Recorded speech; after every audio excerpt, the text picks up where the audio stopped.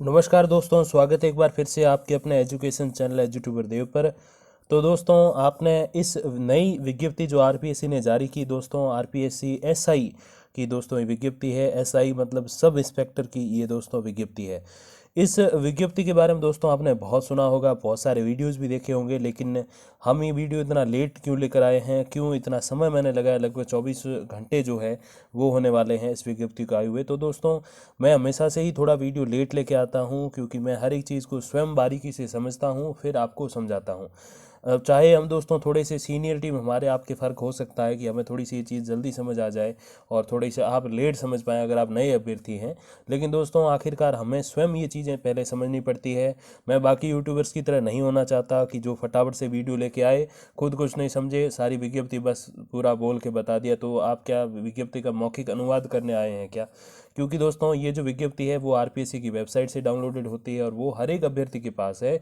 तो फिर वो आपका वीडियो क्यों देखें, क्यों वो अपना टाइम और पैसा जो है आपके वीडियो पर लगाए? तो दोस्तों इसके पीछे रीज़न जो होता है विद्यार्थी का वो यही कि कुछ चीज़ें मैं नहीं समझ पाया, वो हमें ये फलाने या यूँ कहें कि जो एजुट्यूबर्स हैं, जो यूट्यूबर्स हैं वो समझा पाएँ दोस्तों। तो इसीलिए वीडियो देखते हैं और वही इसमें होने वाला है। बहुत सारी चीज़ें हम इसमें क्लियर करने वाले हैं जो बाकी यूट्यूबर्स ने आपको डेफिनेटली नहीं बताई होंगी। और फिर दोस्तों गहराई से अगर हम देखेंगे तो और भी कई सारी ऐसी चीज़ें निकलेंगी जो आपको अगर समझ नहीं आए, तो उसके लिए आप प्लीज़ कमेंट ज़रूर कीजिएगा। मैं स्वयं या फिर अपने जो भी दोस्तों सीनियर साथी हैं उनसे बात करके आपको उसका दोस्तों कमेंट का रिप्लाई करेंगे। अभी तक अपना ऑलमोस्ट 1 साल और 100% कमेंट रिप्लाई का रिकॉर्ड है। तो देखते हैं दोस्तों का आप ये रिकॉर्ड कब तोड़वाते हो मुझसे कि मैं रिप्लाई करूँ ही नहीं आपके, कि इतने सारे कमेंट्स आ जाए। तो हज़ारों कमेंट्स रिप्लाई हो चुके हैं दोस्तों। शुरू करते हैं इस वीडियो को। तो दोस्तों एसआई दैट मीन्स कि सब इंस्पेक्टर, और आयोग द्वारा गृह ग्रुप 1 विभाग हेतु गैर टीएसपी क्षेत्र राजस्थान पुलिस अधीनस्थ सेवा नियम 1990 और टीएसपी क्षेत्र हेतु राजस्थान अनुसूचित क्षेत्र अधीनस्थ लिपिक गांव और चतुर्थ श्रेणी सेवा भर्ती एवं सेवा अन्य शर्तों नियमों 2014 के अंतर्गत उप निरीक्षक यानी कि एसआई प्लाटून कमांडर के कुल 859 पदों पर जो है ऑनलाइन आवेदन आमंत्रित किए जा रहे हैं। तो दोस्तों पद जो है वो 859 है। ये इतने कम भी नहीं है कि बहुत ज़्यादा मेरिट जो है वो हाई चली जाए, और इतने ज़्यादा भी नहीं है कि अभ्यर्थी कम पड़ जाए। तो ये ठीक ठाक से पद हम कह सकते हैं। अब दोस्तों बात करते हैं पोस्ट की। अब इस पोस्ट में दोस्तों आपको 4 कैटेगरीज दिखाई देंगी। पहली उप निरीक्षक, दूसरी उप निरीक्षक, तीसरी जो है प्लाटून कमांडर और चौथी जो है उप निरीक्षक। अब इन अलग अलग पोस्ट के लिए दोस्तों एलिजिबिलिटी भी अलग अलग है। जैसे कई सारे ऐसी पोस्ट है जिसमें खाली भूतपूर्व सैनिक जो है वो ही एलिजिबल रहते हैं, जैसे प्लाटून कमांडर वगैरह की या कमांडेंट की जो भर्तियां आती हैं उसमें दोस्तों इसमें क्या क्या एलिजिबिलिटी रहेगी वो सब भी आपको मैं गहराई से बताऊंगा। तो दोस्तों सबसे पहले जो है वो है 663 पद नॉन टीएसपी के, और टीएसपी के 81 पद हैं उप निरीक्षक एपी के। अब दोस्तों ये जो एपी जो होता है वो एपी का तात्पर्य क्या मैं आपको बता दूं। एपी का तात्पर्य दोस्तों है आर्म्ड फोर्स।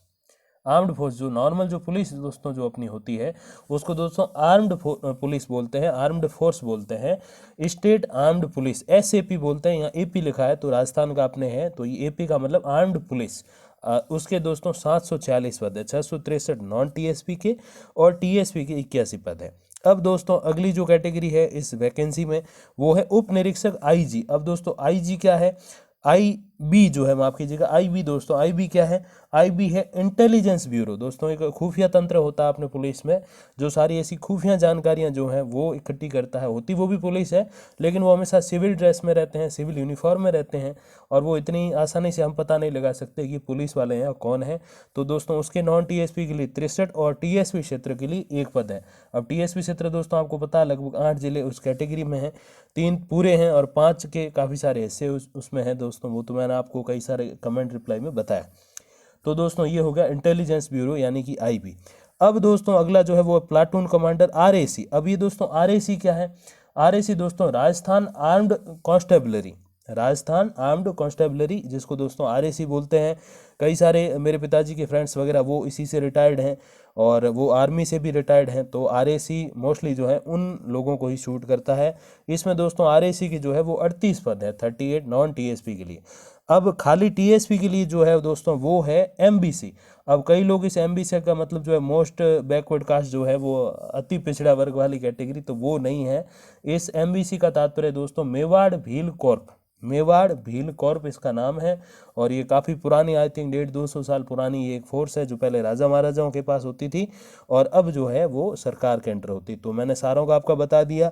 एपी का मतलब आर्म्ड पुलिस, आईबी का मतलब इंटेलिजेंस ब्यूरो, आरएसी मतलब राजस्थान आर्म्ड कांस्टेबलरी और एमबीसी मतलब जो है मेवाड़ भील कॉर्प।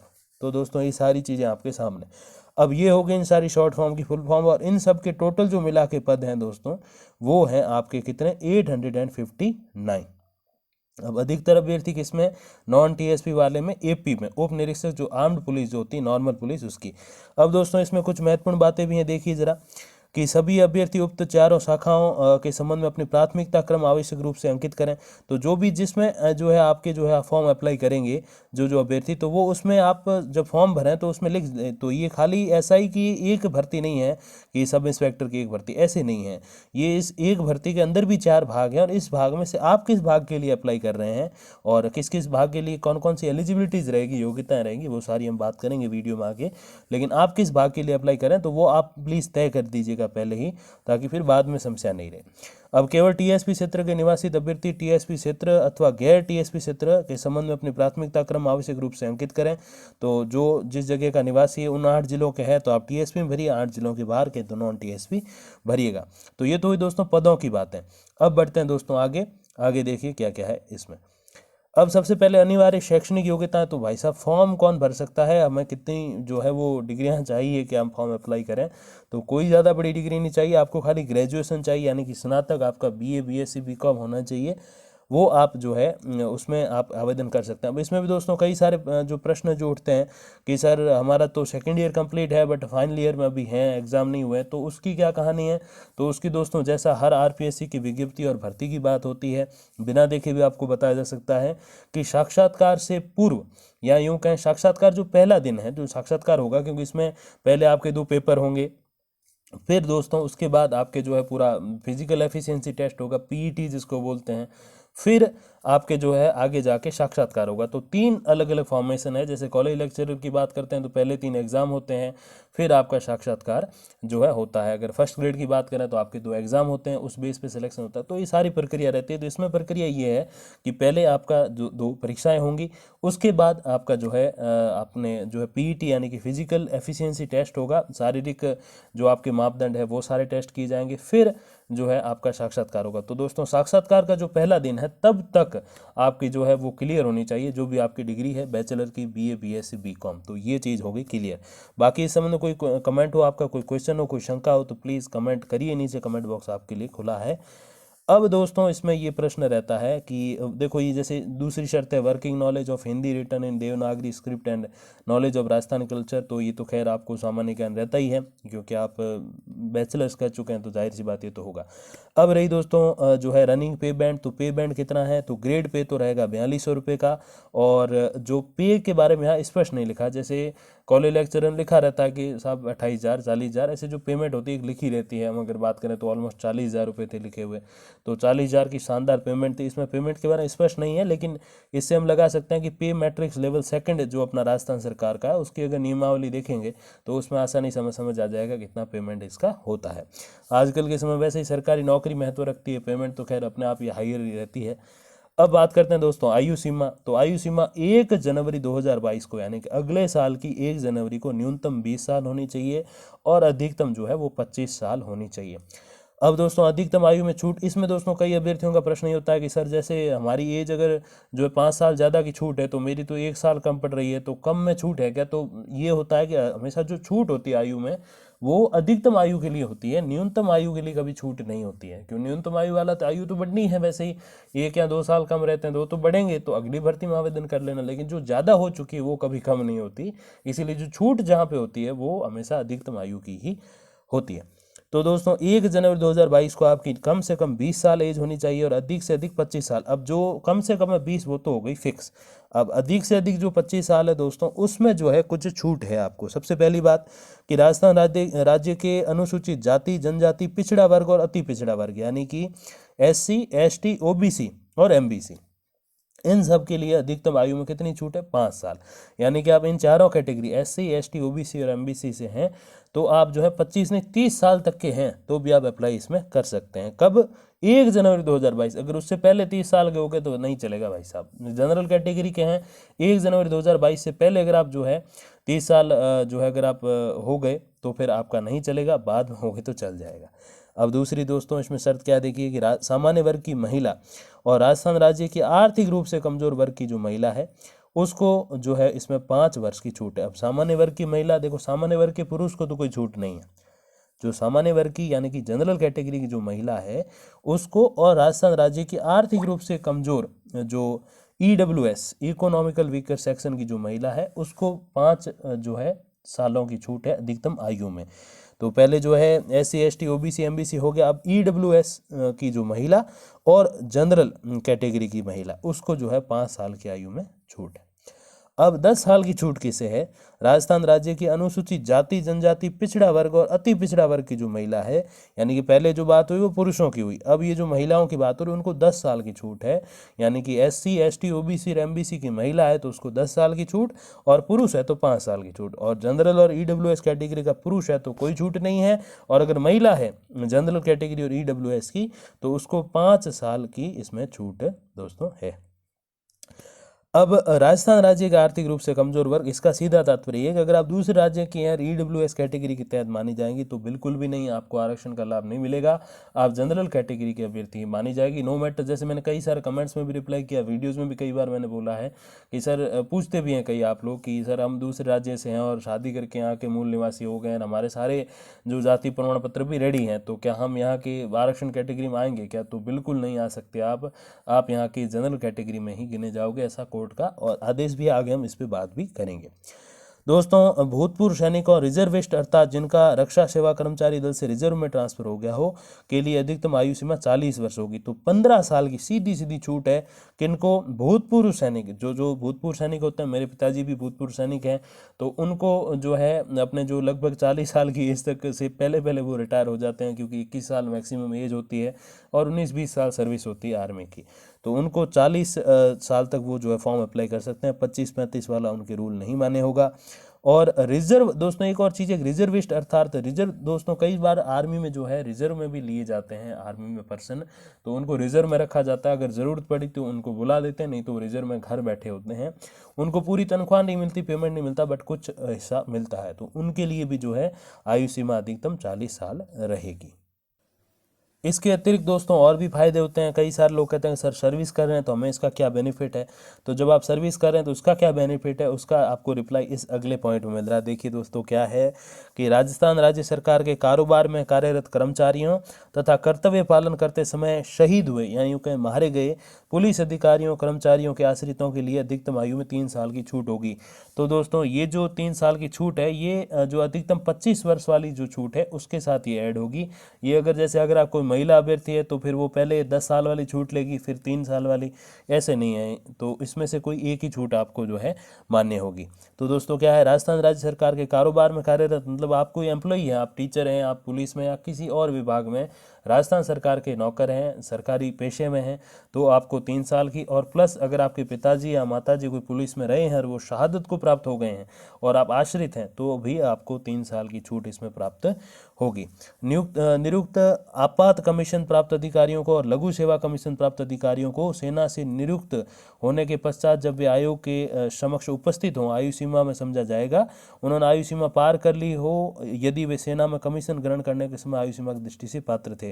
तो इसका तात्पर्य दोस्तों ये लघु सेवा कमीशन यानी कि शॉर्ट सर्विस कमीशन में भी कई आए हुए होते हैं, तो उनको भी वहाँ जो है एक स्पेशल कैटेगरी, जैसे अभी मैंने बताया भी कि 40 वर्ष तक की उनकी जो है एज मानी जाएगी। अब दोस्तों अगले क्या क्या बिंदु है जरा देखते हैं सारी चीज़ें गहराई से।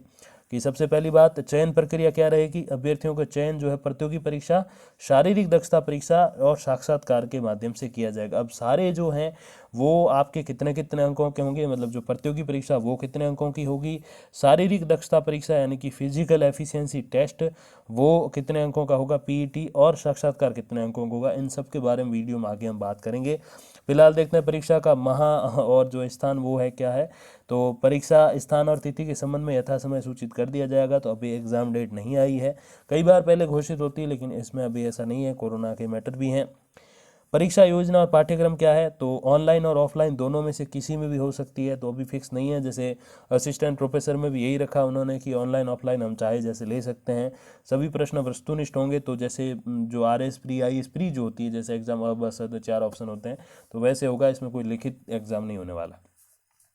और पाठ्यक्रम दोस्तों जल्दी जारी कर दिया जाएगा। पुराना पाठ्यक्रम आज से जो है आई थिंक 2016, अगर मैं गलत नहीं हूँ, तो पिछली SI की भर्ती आई थी, तो उसका पाठ्यक्रम भी अवेलेबल है।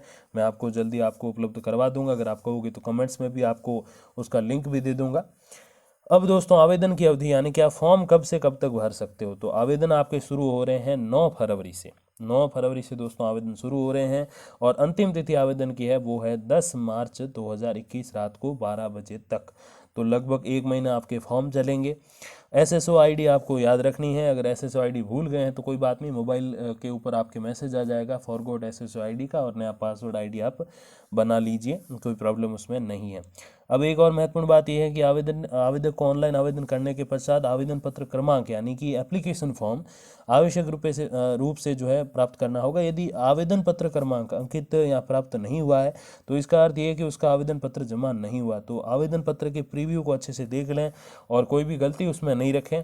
हालांकि ये भी चांस रहता है कि जैसे आप फॉर्म अप्लाई करते हो और लास्ट डेट जो होती है उसके अगले 10 दिन आप फॉर्म में चेंजेस कर सकते हो, बट ऐसा करना ही क्यों है, अपने ध्यान से भरो। और अगर भूल से ऐसी चीज़ रह गई है तो दोबारा आवेदन मत करो। जो आवेदन करने के 10 दिन बाद तक, लास्ट डेट के 10 दिन बाद तक, यानी कि इसमें लास्ट डेट है आपके 10 मार्च, तो 10 मार्च के से लगा के 20 मार्च तक आपके आवेदन में एडिट होंगे, संशोधन होंगे, और वो सारे संशोधन आप कर दीजिएगा। और इसके बाद भी, अब इसमें तो जो है शायद ये चीज़ लागू ना हो, लेकिन अगर मैं असिस्टेंट प्रोफेसर की बात करूं या फिर और जो एग्ज़ाम्स होते हैं, उसमें दोस्तों जो पहले लेवल का एग्ज़ाम हो जाता है, जैसे इसमें पहले लेवल के एग्ज़ाम है 2 परीक्षाएं, वो 2 परीक्षाएं होती है, उसके बाद जो है RPSC एक मौका और भी देती है, आप उस आवेदन में संशोधन कर सकते हो। बट याद रखिए कि मूल नाम में कभी संशोधन नहीं होता, यानी कि आपका नाम जो भी है तो वो उस नाम में, जैसे मूलाराम किसी का नाम है तो मूलाराम में चेंज नहीं होंगे, पिताजी का नाम हेमाराम है तो हेमाराम में जो है चेंजेस नहीं होंगे।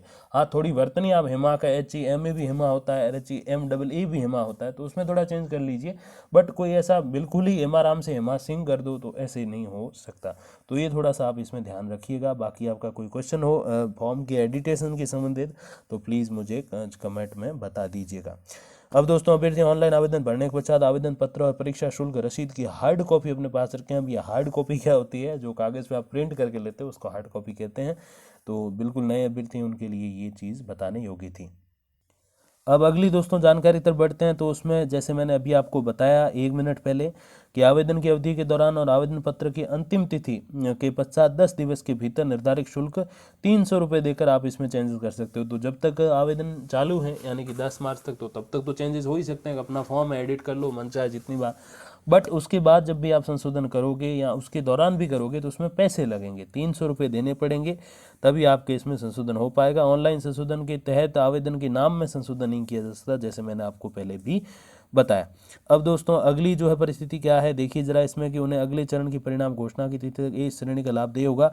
तो विपक्ष जो माफ कीजिएगा, विधवा, परित्यक्ता, विकलांग वर्ग के जो अभ्यर्थी हैं जो उक्त कैटेगरी में जुड़ना चाहते हैं, ऐसे अभ्यर्थियों का लिखित परीक्षा अथवा साक्षात्कार के अंतिम परिणाम घोषणा की जो है तिथि से पूर्व वर्ग परिवर्तन स्वीकार्य होगा। परीक्षा के प्रत्येक चरण के मूल परिणाम जो है मेन रिजल्ट, मूल परिणाम से तात्पर्य प्रथम बार जारी परिणाम से होगा, जो है से पूर्व प्राप्त ऐसे जो है प्रार्थना पत्र स्वीकार्य होंगे। मतलब ये है कि भगवान ना करे किसी के साथ ऐसा कोई घटना घटित हो जाए, ये तलाक वाली या परित्यक्ता वाली, विधवा वाली, तो इसमें दोस्तों क्या होता है कि जैसे आपका जो पहला एग्जाम हुआ, पहले एग्जाम यानी कि 2 परीक्षाएं हैं, उस परीक्षा का जो रिजल्ट होता है, मेन रिजल्ट नहीं कर रहा, क्योंकि मेन रिजल्ट जो है परीक्षा, साक्षात्कार और ये जो शारीरिक मापदंड, सारे मापतोल, इन सब के बाद टोटल में बनता है। लेकिन जो मेन पहली परीक्षा का रिजल्ट है, उस रिजल्ट तक अगर किसी की ऐसी कोई कैटेगरी, कोई भगवान ना करे ऐसी कोई चीज़ हो जाती है, तो आप उसमें चेंज कर सकते हो। इस चेंज के लिए जो है, जैसे कोई विकलांग हो गया हो या विधवा परित्यक्ता हो गई हो, तो ऐसे में आप प्रार्थना पत्रों में पूर्व घोषित परिणाम में जो है वो जो दे सकते हो। लेकिन उसके बाद जो है ये पहले वाला चरण निकल गया, मतलब ये है कि पहले वाला आपका जो है 2 एग्जाम का रिजल्ट आ गया और उसके बाद किसी का ऐसा कुछ हुआ है, तो फिर आप कैटेगरी चेंज नहीं कर सकते हो, तो फिर आपका वो जो है कैटेगरी का फ़ायदा आपको नहीं मिलेगा। ये आप थोड़ी सी ऐसी छोटी छोटी चीज़ें लोग ध्यान नहीं देते, सीधा निकल जाते हैं सीधा एंड पे। लेकिन ये मैं थोड़ा सा गहराई से बता दूं कि भगवान ना करे ऐसा किसी के साथ हो भी तो उसको थोड़ी सुविधा रहे। अब 300 रुपये का शुल्क मैंने आपको बता दी बात। अब दोस्तों परीक्षा यानी कि सर फॉर्म भरेंगे तो हमें कितने पैसे देने पड़ेंगे, तो वो देखिए आप ज़रा। तो फॉर्म के लिए अगर आप जनरल कैटेगरी में है, सामान्य वर्ग, आर्थिक रूप से कमज़ोर यानी कि EWS इकोनॉमिकल वीकर सेक्शन, और राजस्थान की क्रीमी लेयर, इन सब के अंतर्गत जो है अन्य पिछड़ा वर्ग, अति पिछड़ा वर्ग। अब देखो क्रीमी लेयर जो है वो आपको पता है कि जो सालाना आय होती है उसकी बेस पर डिसाइड होती है। तो क्रीमी लेयर की श्रेणी वाले जो अन्य पिछड़ा वर्ग और यानी कि OBC MBC है, तो उनको जो है देने पड़ेंगे दोस्तों जो है लगभग, थोड़ा सा जूम आउट करना मैं चाहूँगा, तो 360 रुपये हैं उनके। फिर दोस्तों आते हैं राजस्थान के नॉन क्रीमी लेयर श्रेणी के जो है अन्य पिछड़ा वर्ग और अति पिछड़ा वर्ग, यानी कि जिनको ज़्यादा आरक्षण का फ़ायदा नहीं, खाली कैटेगरी है उनकी, तो उनको जो है दोस्तों 260 जो है इनको पैसे देने पड़ेंगे फॉर्म भरने के लिए। और फिर दोस्तों 150 रुपये, आई थिंक मैं सही से, ये थोड़ा सा ये पिक्चर्स फट रहे हैं इसमें, तो लगभग 150 रुपये, आप थोड़ा सा इसको देखिएगा ऑफिशियल जो प्रेस नोट है उसको।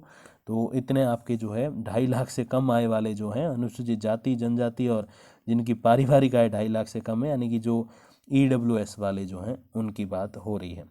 तो दोस्तों ये था आपका शुल्क। और शुल्क का वैसे इतना कोई नहीं भी देखें तो कोई बात नहीं, 400-500 रुपये आजकल तो हर किसी के पास लगभग होते ही हैं, और उसके बेस पे तो बिल्कुल फीस की तो कोई देखने की ज़रूरत नहीं है। सरकारी नौकरी अपने आप में एक बहुत बड़ी बात होती है। अब दोस्तों फिजिकल फिटनेस की बात करेंगे, फिर एग्ज़ाम्स की भी बात करेंगे। तो सबसे पहले बात कर लेते हैं, क्योंकि एग्ज़ाम होने हैं, फिर फिजिकल एफिशिएंसी टेस्ट होना है, फिर साक्षात्कार होना है। अब दोस्तों ये जो पार्ट है अगले जो 5-10 मिनट होने वाले हैं वो इस वीडियो के सबसे ज़्यादा महत्वपूर्ण पार्ट होने वाले हैं, क्योंकि उसी में आपको पता चलेगा कि हमें किस पेपर में, मतलब फर्स्ट सेकंड पेपर में कितने लाने हैं, फिर साक्षात जो है दूसरा PET यानी कि फिजिकल एफिशिएंसी टेस्ट में कितने लाने हैं, और साक्षात्कार में कितने लाने हैं। तो सारी जानकारी आपको यहाँ प्राप्त होगी। अगर ये पार्ट आपने स्किप कर दिया या मिस कर दिया तो समझो कि आप परीक्षा में अभी से 1 अंक पीछे हो गए, क्योंकि आपको पता ही नहीं होगा कि एलिजिबिलिटी कितनी है। तो ये एक चीज़ यहाँ पे बड़ी ज़रूरी है। देखिए दोस्तों ध्यान से कि सबसे पहले आपके जो होनी परीक्षा, तो सीधा परीक्षा वाले पॉइंट पे आते हैं। देखिए return exam, return competitive examination for the post of SI, तो ये यहाँ से शुरू होकर दोस्तों यहाँ तक 200 मार्क्स तक बड़ा महत्वपूर्ण है। देखिए ज़रा कि जनरल हिंदी का 2 घंटे का पेपर होगा 200 मार्क्स का, और जनरल नॉलेज यानी कि सामान्य ज्ञान, और जनरल साइंस यानी कि सामान्य विज्ञान, इनका ये जनरल काफ़ी सारा है, हिंदी सामान्य ज्ञान सामान्य विज्ञान, तो 2 घंटे का 200 नंबर का पेपर होगा। अब इसमें दोस्तों आपको एक चीज़ ध्यान रखनी कि कैंडिडेट्स वो ऑब्टेन 36% जो है होने चाहिए आपके ईच पेपर, यानी कि दोनों में 36-36। जो जनरल हिंदी है उसमें 36%, यानी कि 200 में से 36 निकाल लो तो 72 नंबर होने चाहिए। और जो है सेकंड पेपर उसमें भी 36% यानी कि 72 नंबर। तो जनरल हिंदी में और अपने जो GK वाला पेपर, जो GK GS कह दो, उसमें दोस्तों दोनों में आपको 36% यानी कि फर्स्ट पेपर में 72 नंबर होने चाहिए 200 में से, सेकंड पेपर में दोस्तों आपके 72 नंबर होने चाहिए। अब ये बात आगे लिखा है 40% इन द एग्रीगेट, मतलब ये है कि दोनों के मिला के 40% एवरेज होना चाहिए। अब मिला के एवरेज कैसे, देखो दोस्तों इसमें थोड़ी ध्यान देने वाली बात, जैसे आपके पहले में 36 है, दूसरे में 36 है, तो फिर आप दोनों अलग अलग तो आप पास कर लिए, लेकिन एक साथ जब मिलाएंगे तो भी आपके 36 ही होंगे। तो ऐसे बात नहीं बनेगी। इसका दोस्तों ये है सही तरीका, एक में आपके 36 हैं तो दूसरे में कितने होने चाहिए, दूसरे में आपके दोस्तों होने चाहिए 44 नंबर, तब 44% यानी कि 88 मार्क्स होने चाहिए, तब जाके आपके टोटल 40% का जो एवरेज जो है इसमें दोस्तों वो आपके होगा। तो दोनों का मिला के 160 अंक होने चाहिए। जो अगर 36-36 होंगे तो 36-36 यानी कि 72-72 तो होंगे 144, तो पीछे रह जाएंगे अपने अंक 16, तो वो 16 अंक किधर से आएंगे। तो एक पेपर आपका जो है, एक पेपर तो बहुत अच्छा होना चाहिए, उसमें 16 अंक आपके और एक्स्ट्रा ऐड होने चाहिए, तब जाके दोनों का एवरेज, दोनों का मिला के 40% यानी कि जो है 80-80 जो है अपने 40% होना चाहिए, यानी कि 400 का 40% आप लगा लीजिए, 400 का 40% 160 नंबर।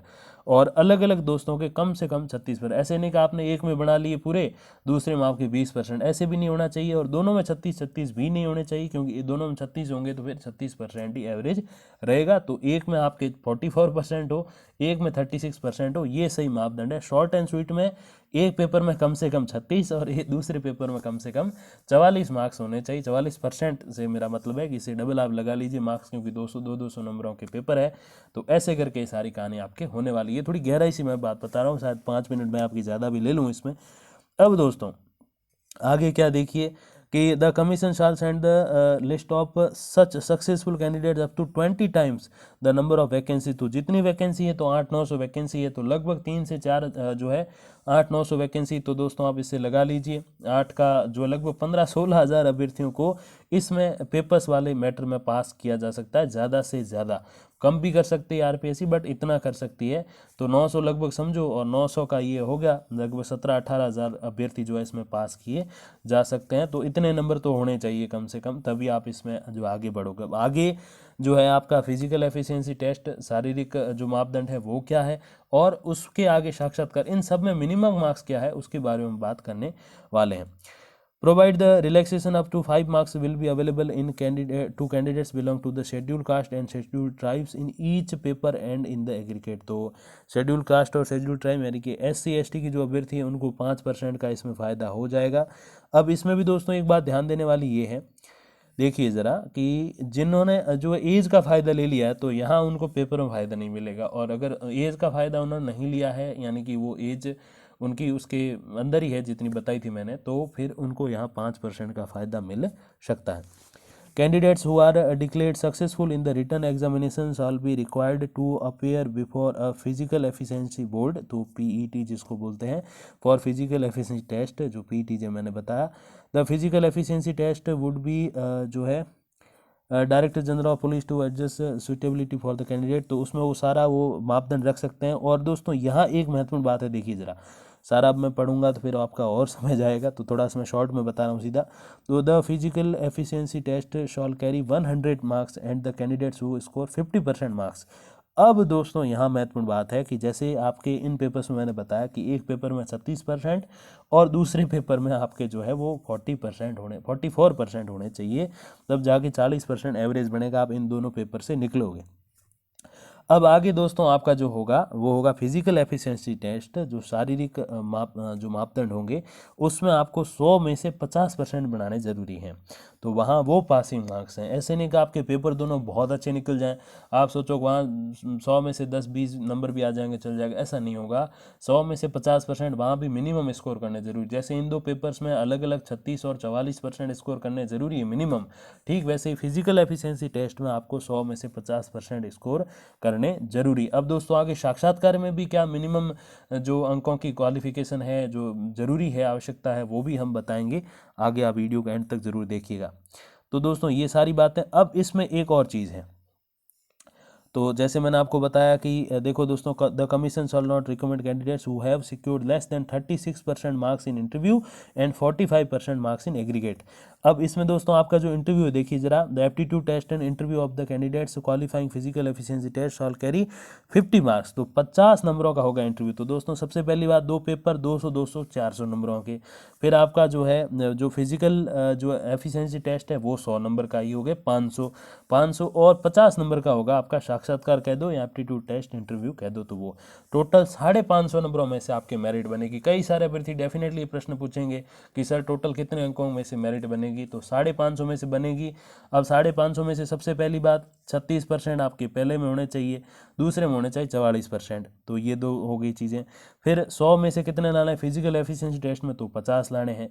और फिर दोस्तों अगला जो बनता है आपके इंटरव्यू, तो इंटरव्यू 50 नंबर का है, और इंटरव्यू 50 में से जो है 36% marks in interview and 45% marks in aggregate होने चाहिए, तो 36% मार्क्स आपके होने चाहिए इंटरव्यू में, तो 50 का आप 36% लगाइए ज़रा, तो उस हिसाब से दोस्तों आपके होना चाहिए। अब एक और शर्त है कि इन सारों के मिला के कितने होने चाहिए, तो सारों के मिला के आपके होने चाहिए 45%। तो सबसे पहले दोस्तों कितने अंक चाहिए, तो आपके हो गए 200, 200, 400, 405, 100 नंबर का जो है आपके फिजिकल एफिशिएंसी टेस्ट, ये हो गए 500, 500 और 50 नंबर का आपके हो गया साक्षात्कार, तो ये हो गए 550। तो 550 में से कितने नंबर लाओगे, सबसे पहले पेपर में जो है आपके होने चाहिए 36%, तो ये हो गए 72 मार्क्स। दूसरे पेपर्स में हो गए दोस्तों आपके 44%, तो ये हो गए 88 मार्क्स, ठीक है। फिर आपके 50 नंबर चाहिए होंगे कहाँ से, आपके फिजिकल एफिशिएंसी टेस्ट में, तो वो होने चाहिए 50। और फिर आपके दोस्तों होते हैं 36% मार्क्स चाहिए, किस में से, इंटरव्यू में से, और इंटरव्यू कितना होने वाला है, 50 नंबर का होने वाला है।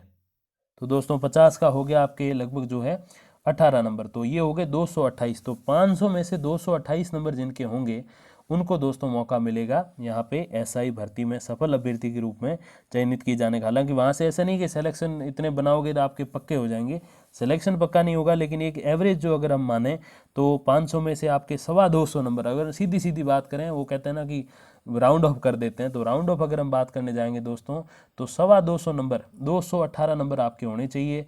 फिर आप लगा लीजिए 45% तो है, तो उस हिसाब से, क्योंकि 500 का 50% जो होता है वो 250 होता है। तो ऐसे करके दोस्तों ये सारी कहानी है, हर जगह आपके मिनिमम मार्क्स है। तो और मैंने विस्तार पूर्वक आपको बता दिया। फिर भी अगर आप नहीं समझ पाए हैं तो कोई प्रॉब्लम नहीं है, कोई दिक्कत नहीं है, कमेंट बॉक्स खुला है, वहाँ आप बता दीजिए। मैं सारी चीज़ें यही लिखित में आपको वहाँ लिख के आपके कमेंट्स रिप्लाई कर दूंगा कि आपको जो है सबसे पहले 2 पेपर्स में कितना स्कोर करना है, फिर आपके जो है इंटरव्यू, माफ़ कीजिएगा, जो फिजिकल एफिशिएंसी टेस्ट है उसमें कितना मिनिमम स्कोर, और इंटरव्यू में कितना, और टोटल में कितना। तो ये दोस्तों एक अपडेट। और बाकी कोई भी आपका प्रश्न है, जैसे मैंने अभी बताया, कि आप जो है कमेंट बॉक्स में बता दीजिएगा मुझे। अब दोस्तों एक चीज़ ये भी, हम थोड़ा सा जल्दबाजी तो क्या कहेंगे, अभी गहराई से ही बात कर ली, तो उसमें दोस्तों ये है कि आपकी फिजिकल एफिशिएंसी टेस्ट में क्या क्या चीज़ें होंगी ये देख लीजिए। एक लास्ट चीज़, फिर खत्म करते हैं इस वीडियो को, एंड तक आ गए हैं तो ऊंचाई जो है दोस्तों वो 168 सेंटीमीटर होनी चाहिए, आपकी 168 सेंटीमीटर ऊंचाई होनी चाहिए। और सीना बिना फुलाए 81 सेंटीमीटर, और फुलाने पर 86 सेंटीमीटर। आपको पता है पुलिस की या फौज की, अपने आर्मी की जो भर्ती होती है उसमें ये चीज़ें बड़ी मायने रखती हैं। तो सीना आपका 81 से 86, 81 बिना फुलाए और फुलाने पर 86, ऊंचाई 168 सेंटीमीटर। और जो अपने पहाड़ी जनजाति के जैसे शहरिया वगैरह जो हैं उनके लिए थोड़ा अलग मापदंड है, तो 160 सेंटीमीटर उनकी हाइट, और सीना बिना फुलाए 79 सेंटीमीटर और फुलाने पर 84 सेंटीमीटर होना चाहिए। महिला उम्मीदवार जो है उनकी ऊंचाई और वजन जो है, ऊंचाई 152 सेंटीमीटर और वजन 47.5 किलो से कम नहीं होना चाहिए, क्योंकि अपने राजस्थान में थोड़ा महिलाओं के ऊपर कम ही ध्यान देते हैं लोग, तो थोड़ा सा वो बेचारी थकी हारी भी हो सकती हैं। अब नारी बिल्कुल भी थकी हारी नहीं है, थोड़ी सी स्ट्रांग भी है आज के समय में, लेकिन फिर भी उनका थोड़ा वजन का मापदंड रहता है, पुरुष का वजन का कोई मापदंड नहीं रहता। और इसके अलावा दोस्तों जो वांछित संख्या में उपलब्ध न होने, जो SC ST के हैं, अगर उपलब्ध नहीं है तो राजस्थान के अनुसूचित जाति जनजाति उम्मीदवारों की ऊंचाई और सीने के माप में 5 सेंटीमीटर तक छूट भी दे सकते हैं। तो अगर SC ST का अभ्यर्थी नहीं है तो थोड़े से कम हाइट वाले, या जो सीना वगैरह थोड़ा कम है जिनका पुरुषों का, उनको भी लिया जा सकता है। तो ऐसी भी यहाँ पे फैसिलिटी रहेगी। बाकी दोस्तों कोई भी कमेंट है तो प्लीज़ कमेंट बॉक्स में लिख लीजिए, आपका जो भी टिप्पणी है, राय है, प्रश्न है, तो प्लीज़ उसका स्वागत है। तब तक के लिए दोस्तों बहुत बहुत धन्यवाद। नमस्कार।